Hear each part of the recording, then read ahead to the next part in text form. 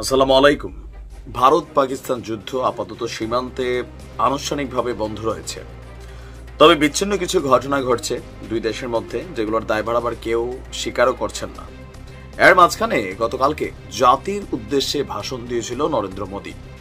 আর এ পর্যন্ত আপনি যদি আন্তর্জাতিক গণমাধ্যমের খবরগুলো দেখেন, বিভিন্ন দেশের বক্তব্যগুলো শোনেন, টোটাল ঘটনায় মোদীকেই কিন্তু সবাই খলনায়ক ভাবছে। ইভেন এই যে পেহেলগামের ঘটনা থেকে যা কিছু হয়েছে সবকিছুতেই ভারত কোন একটা মাস্টার প্ল্যান করছে, এমনটাই কিন্তু ভাবা হচ্ছিল।